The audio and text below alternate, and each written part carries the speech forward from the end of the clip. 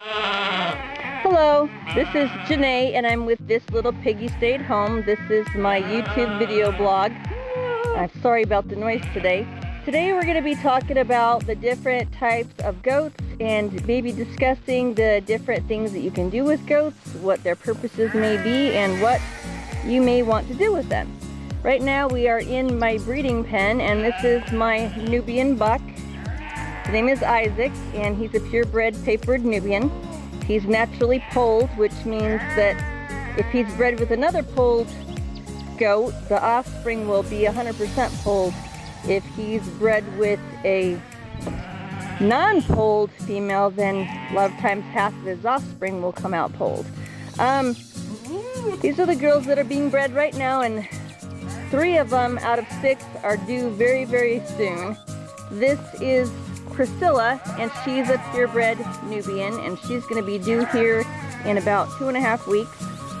And this is Miriam, and she's also a purebred tapered Nubian, and she's due about the same time. This is Valentine, and she's actually an Alpine Nubian cross, so she's not tapered. This is Niobe, and she's a purebred Nubian, but she's not tapered.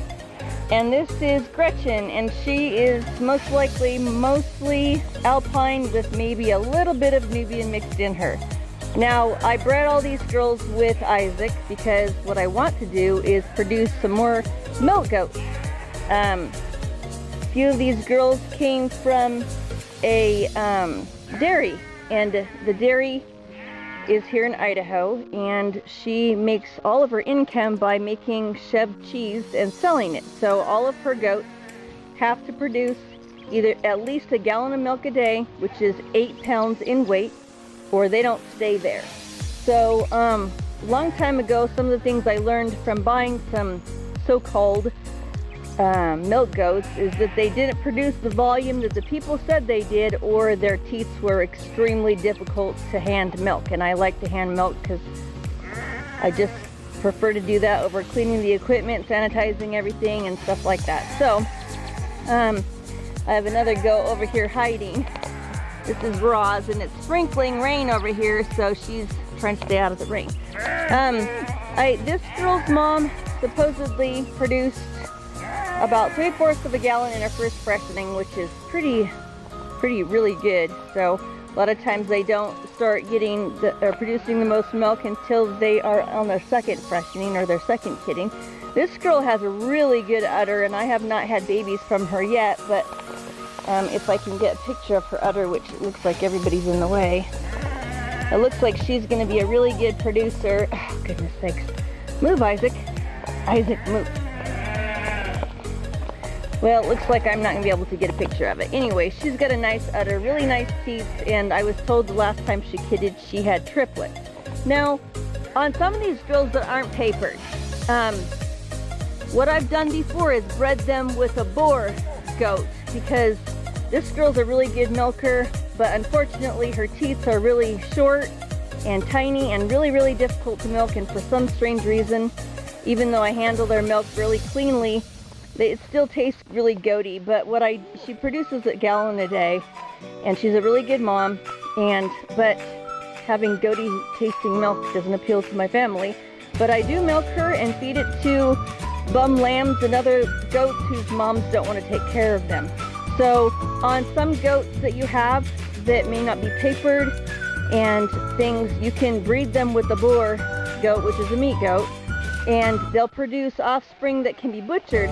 The one difficulty with dairy goats is that oftentimes their offspring, because they're bred to be dairy producing, milk producing, their offspring doesn't have a lot of meat on their carcass. And so, you know, if you have a lot of babies and several of them are bucklings when they're born, then sometimes you don't get to sell them all as breeding stock. But if you cross the dairy goat with the boer buck, then the offspring will have a larger carcass, and so you can sell them for butchering purposes or butcher them yourself. So anyway, I still can't get a picture of her udder. Isaac, get out of the way. I don't know if I can. She's got a really nice udder and she's about due.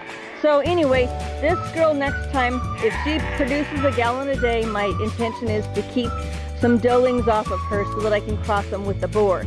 Because dairy goats normally have a longer lactation cycle. You know, some of them can milk up to a couple of years after they've kidded. And so they produce really good and they produce large volumes. The boer goat, even though they're more meaty, they don't, oh, there's a good picture of her udder. There you go. The boer goat, their lactation period isn't very long. And so what you do is when you cross a dairy goat with a boer goat, the moms produce a lot of milk, and the genetics from the father or the boer buck can produce a meatier carcass baby. So if you're just starting out on homesteading, then that's a good way to get started if you buy a dairy goat doe and cross her with a boer buck so that you can provide your family with meat and milk. All right, this is my boer buck and he's still younger. He's not fully grown yet. His name is Charlie and he's a full boer. So you can see on him that a lot of times they're a little bit shorter, more squatty. There's definitely a lot more on their carcass. And like I said, even though, hi Charlie, hi Charlie, hi Charlie.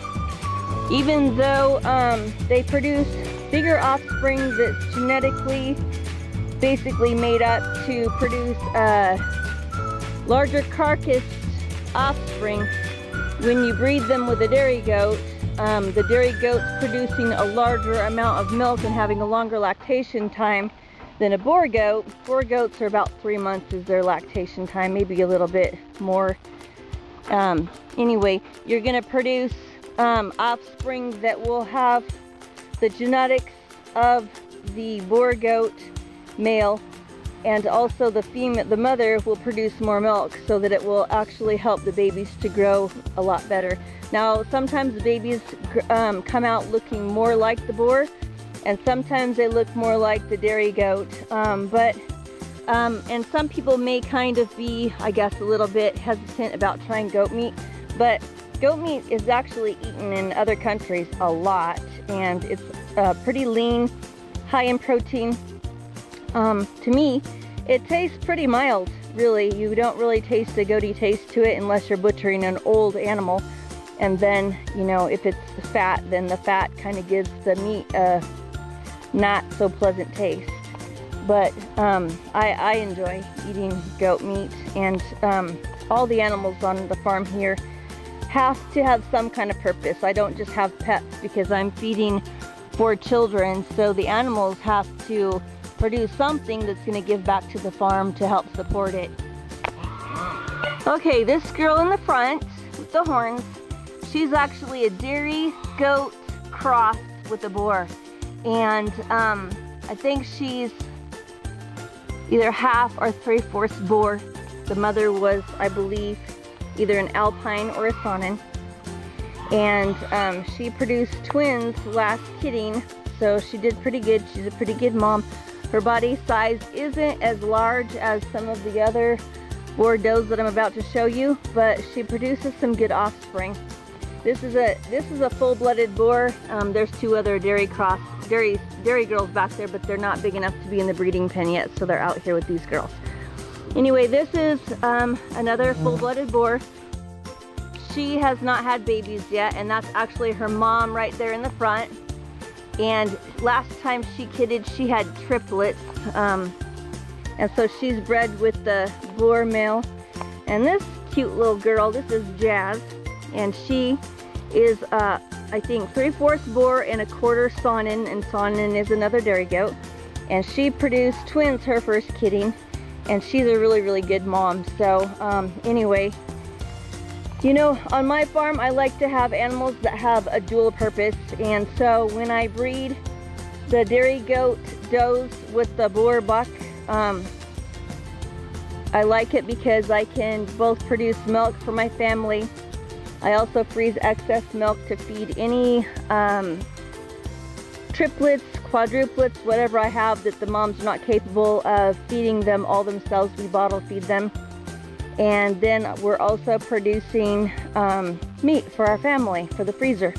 So to me, if an animal has a dual purpose, it's even better than just a single purpose. So I get really excited about that type of stuff, because over here what we do is we try to create a lot of self-sufficiency on the farm, so I'm not having to run to the store for every single thing that we need. We're producing a lot of what we eat and what we use, so that it gives me more freedom to be at home. I like home and I'm happier here.